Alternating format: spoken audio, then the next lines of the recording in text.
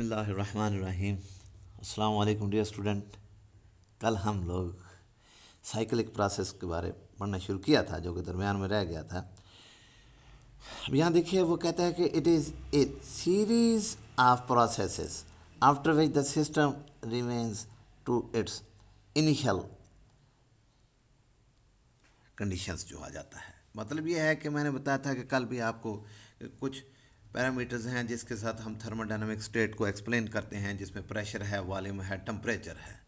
अगर कई सारे प्रोसीजर्स करें, कई सारे प्रोसेस करें कि जहाँ से हम किसी सिस्टम को प्रेशर, वॉल्यूम, टेम्परेचर वैल्यूज़ से मूव करें और वो सीरीज़ ऑफ प्रोसेस जो हैं बहुत सारे काम करने के बाद फिर सिस्टम जो है वो उन्हीं पहली जैसी सूरत हाल यानी कि पहली जैसे ही प्रेशर, वॉल्यूम और टेम्परेचर्स को अटेन कर लेता है, तो ऐसे प्रोसेस को हम साइक्लिक प्रोसेस कहते हैं। ये फिगर है, आपको मैंने पहले कल भी थोड़ा बताया था कि ये वॉल्यूम और प्रेशर के दरमियान एक ग्राफ बनाया गया है और इसमें कहते हैं किसी सिस्टम को हम ए स्टेट से मूव करना शुरू करते हैं। ये देखिए ए से वो बी की तरफ जाता है। जब ए से बी की तरफ जाएगा, आपको पता है कि this is line is parallel to Y axis. जब वाई के एक्सेस के पैरेलल लाइन होती है उसमें एक्स कांस्टेंट रहता है, लिहाजा इसमें यहाँ से ए से बी तक जब गया सिस्टम तो इसमें वॉल्यूम कांस्टेंट रहा। फिर बी से सी तक जब मूव करते हैं it is parallel to volume axis. इसका मतलब ये है कि इसमें वाई एक्सेस की जो वैल्यू है यानी कि प्रेशर जो है उसमें कोई तब्दीली नहीं आती। फिर ये बी से सी की तरफ हम इसको दोबारा बी से सी और सी से ए की तरफ इसको लेके आते हैं। देखिए ये एक क्लोज आपके पास प्रोसीजर आ गया है।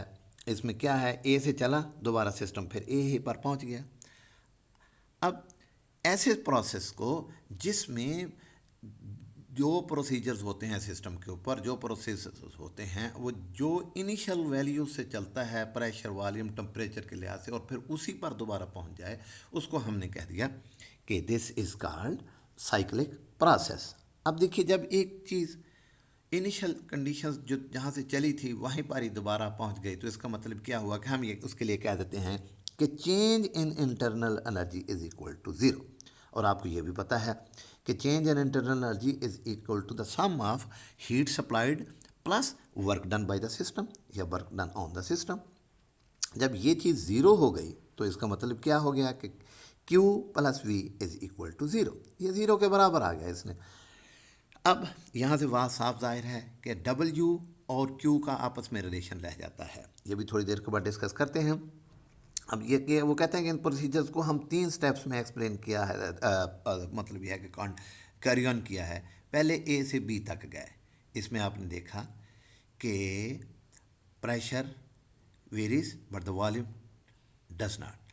अब थोड़ा सा यहाँ पर एक चीज़ बैक पे चले जाएं। आपको मैंने पहले बताया भी है, आप लोग पहले एफएससी लेवल से ही फेमिलियर हैं कि प्रेशर और वॉल्यूम का जो प्रोडक्ट होता है that is equal to work done by the system या ऑन द सिस्टम, जो कुछ भी आप कह लें, यानी कि work is equal to pressure multiplied by volume.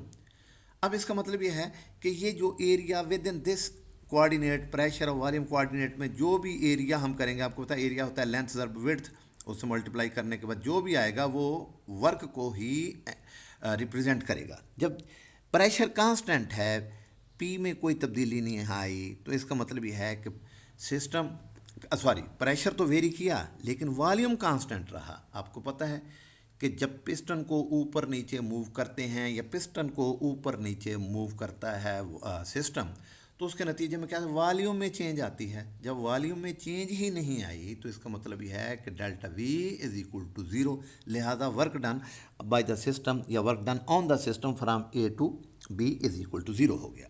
फिर जब हम इस सिस्टम को मूव करवाते हैं बी से सी की तरफ, अब वॉल्यूम में चेंज आ रही है लेकिन प्रेशर कांस्टेंट रहता है, तो इसका मतलब work is done by the system. क्योंकि मैंने पहले भी बताया कि जब वॉल्यूम पिस्टन को ऊपर या नीचे मूव करते हैं तो इसका मतलब यह है कि work is done by the system. बेशक अंदर प्रेशर जो है उसका गैस को हम चेंज ना होने दें, यानी कि थोड़ा सा प्रेशर इंक्रीज़ किया पिस्टन ने, सिस्टम ने पिस्टन को भी ऊपर मूव कर दिया, तो इसका मतलब यह है कि जितना प्रेशर इंक्रीज़ हुआ था वो वर्क डन कर दिया। इसी तरह इसका मतलब यही बनता है कि भाई जो work done by the system B से सी तक तो है लेकिन ई से बी तक नहीं है। इसका मतलब ये है यहाँ पर, लेकिन प्रेशर कांस्टेंट रहता है। जब ये सिस्टम सी से ए की तरफ जाता है तो इसमें टेम्परेचर में चेंज नहीं आती, तो ये वो सेम रहता है। अब वो कहते देखिए इस अब प्रोसीजर को हम फर्दर एनालाइज अगर करना चाहते हैं तो मैंने आपको पहले बताया कि जो एरिया आएगा under the curve that will represent the work. अगर हम देखें कि area under the curve B से सी वो थोड़ा बनता है, लेकिन अगर अंडर एरिया सी से ए तक करते हैं तो ये सारा एरिया जो इसके अंडर आएगा that will be greater than the curve B and सी।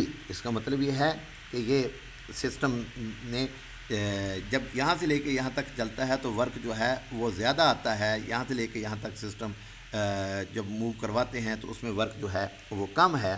तो इन तमाम चीज़ों से हम कुछ रिजल्ट्स जो है वो इनके कंक्लूड करते हैं। तो इसका मतलब ये है कि सिस्टम जब वो कहता है कि अगर हम इसको क्लॉकवाइज मूव करवाते हैं सॉरी इस सिस्टम को आप देखिए कि मोशन जो है सिस्टम की सॉरी ये देखिए इसमें आप गौर करेंगे तो ये देखो इसमें सिस्टम को कैसे मूव करवा रहे हैं फ्रॉम टूवर्ड्स एंटी क्लॉकवाइज, ये इस तरफ यूँ जा रहा है।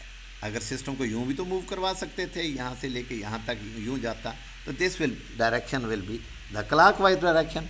तो यहाँ से इन दोनों डायरेक्शंस को उसने एक्सप्लेन किया है कि अगर वो कहते हैं कि वर्क जो हम एंटी क्लॉकवाइज इसको मूव करवाते हैं तो फिर उसके नतीजे में हीट जो होती है वो पॉजिटिव होती है, यानी कि वो ग्रेटर दैन ज़ीरो है, लेकिन work done is work is greater than zero और heat is less than zero. अगर हम उसको क्लॉकवाइज मूव करवाते हैं तो work is less than zero and heat is greater than zero. ये दो इफ़ेक्ट्स हैं। क्यों आते हैं कि एरिया अंडर द कर्व जो है कि वो डिफरेंट आता है कि जब हम बी से सी तक गए उसके अंडर जो एरिया आएगा वो थोड़ा है, लेकिन जब सी से ए तक जाते हैं उसके अंडर जो एरिया है वो ज़्यादा आ जाता है। तो यहाँ से ये चीज़ें हम इसको कुछ कंक्लूड करने में कामयाब होते हैं। दूसरे लफ्ज़ों में ये भी है कि आपको पता है कि जब work done by the system हो तो उसको हम पॉजिटिव लेते हैं। जब वर्क सिस्टम काम करेगा तो उसके नतीजे में हीट जो है वो सिस्टम के अंदर जो है हीट जो कम हो जाती है। लेकिन इसी तरह जब work done on the system बात करते हैं तो वो नेगेटिव होता है। आप जब नेगेटिव होता है तो इसका मतलब ये है कि जब उसके नतीजे में हीट जो है वो सिस्टम के अंदर डेवलप होना शुरू हो जाती है। ये दो इफ़ेक्ट्स हैं। इसके बाद छोटा सा एक टॉपिक है फ्री एक्सपेंशन। फ्री एक्सपेंशन वो किस तरह एक्सप्लेन करता है, वो कहते हैं कि फ़र्ज़ करें कि हमारे पास एक आइसोलेटेड सिस्टम बना हुआ है, मटेरियल है, बाउंड्री है, ये आइसोलेटेड बाउंड्री है ये जो बनी हुई है इसकी, यानी कि इसमें से ना तो हीट बाहर आ सकती है ना हीट इसके अंदर जा सकती है। तो इसको हमने दो हिस्सों में तकसीम कर दिया है। एक हिस्से में कुछ गैस रखी, आइडियल गैस मौजूद है, दूसरे हिस्से को बिल्कुल वैक्यूम पैदा कर दिया है। अब इनिशियली गैस जो है वो इस हिस्से में मौजूद है, दूसरे हिस्से को बिल्कुल हमने वैक्यूम रखा हुआ है।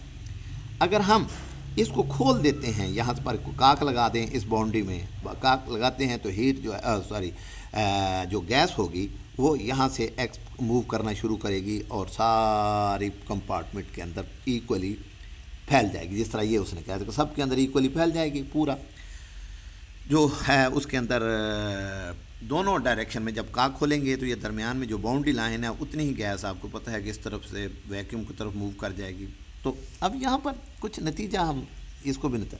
अब देखिए सिस्टम को हमने एक आइसोलेटेड बाउंड्री के अंदर रखा हुआ है। आइसोलेटेड बाउंड्री ऐसी बाउंड्री है कि जिसके अंदर हीट ना तो अंदर से बाहर आ सकती है ना बाहर से अंदर जा सकती है, ना तो heat transfer to the system मौजूद है ना system heat from the system जो है वो पॉसिबल है इस आइसोलेटेड बाउंड्री की शक्ल में।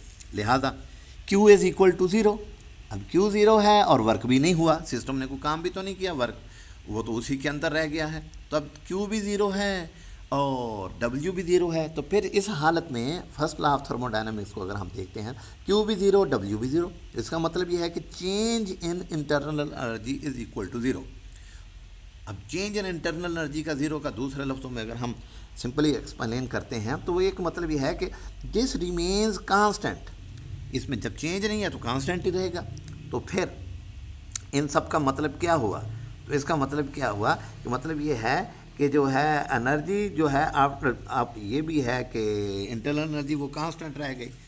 फिर अब आपको ये भी पता है कि जो टेम्परेचर है that is related to internal energy. फिर हम ये भी कह सकते हैं, इसको फर्दर कंक्लूड करें तो भाई इंटरनल एनर्जी कांस्टेंट है तो temperature of the system also remains constant. क्यों माय डियर, ये दो टॉपिक जो आज के मैंने कंप्लीट कर दिया है, इंशाल्लाह नेक्स्ट मीटिंग में आपको नेक्स्ट करवाएंगे। आप साथ साथ तैयार करें, कोई पता नहीं किस वक्त आपका मिड या फाइनल वगैरह का ऐलान हो जाए। ओके, थैंक यू, इंशाल्लाह सी यू टुमारो। अस्सलाम वालेकुम।